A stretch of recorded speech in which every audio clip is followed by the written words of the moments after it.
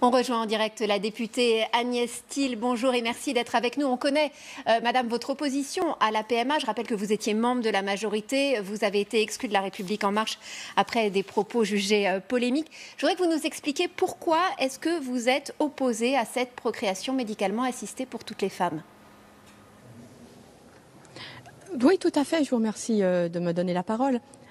Mes oppositions sont très claires, c'est que les réponses restent sans réponse et que sans réponse, je demande que le principe de précaution soit levé.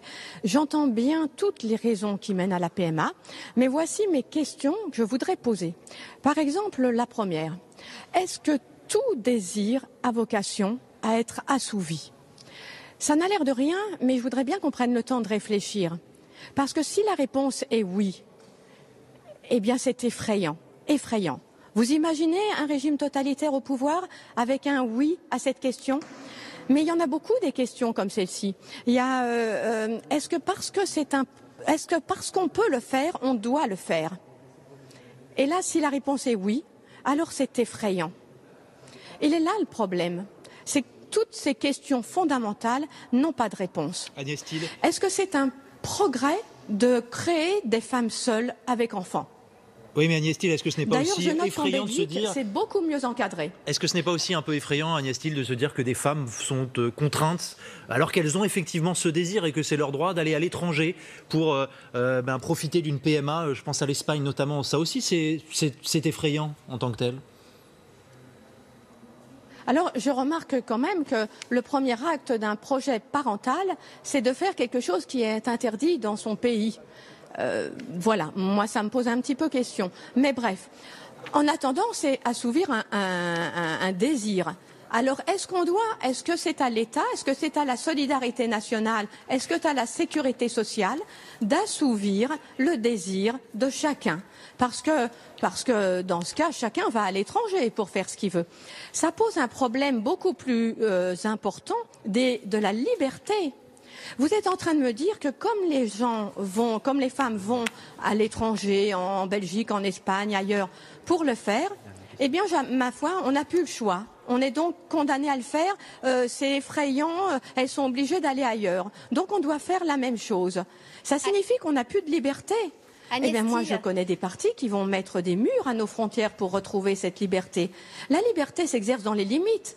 Et nous sommes en train de créer les extrêmes en faisant ça. Agnès Thill, est-ce que vous anticipez un débat aussi clivant que lors du mariage pour tous?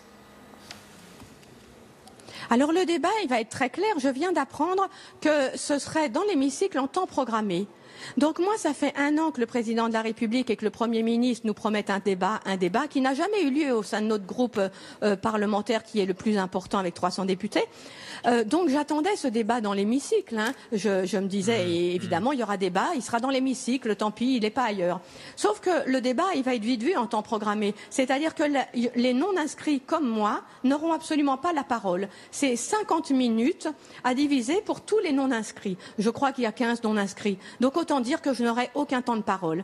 Ça signifie que toutes les voix que je porte, tous les gens qui sont venus à moi en me disant « Ah bravo, vous parlez pour les sans-voix, c'est exactement ce que je pense. Nous, moi je suis comme vous, je veux pas d'enfants sans père, etc. » Tous ces gens qui me disaient chouette, parlez pour nous, les voix que je porte ne peuvent pas être entendues. Merci, donc Agnès. si on appelle ça le débat, et surtout la représentation nationale, je représente un 577e des Français, on ne pourra pas être entendu. Donc j'allais dire, ils n'auront que la rue, parce que je ne les fréquente pas, mais en attendant, ils ne seront pas entendus dans l'hémicycle. Et ça pose quand même un vrai problème au niveau de la démocratie dans notre pays. Merci Agnès Thill d'avoir répondu à nos questions. Quand une voix dissonante est tue. Mais je précise qu'il y a beaucoup d'opposants aussi, par exemple chez les Républicains, mais pas seulement, qui auront l'occasion de s'exprimer au cours de ce débat, des opposants à la PMA, en tout cas à ce texte en tant que tel et tel qu'il est. Notons qu'on limite les opposants. C'est votre point de vue, mais vous l'avez exprimé sur LCI. Merci beaucoup Agnès Thill.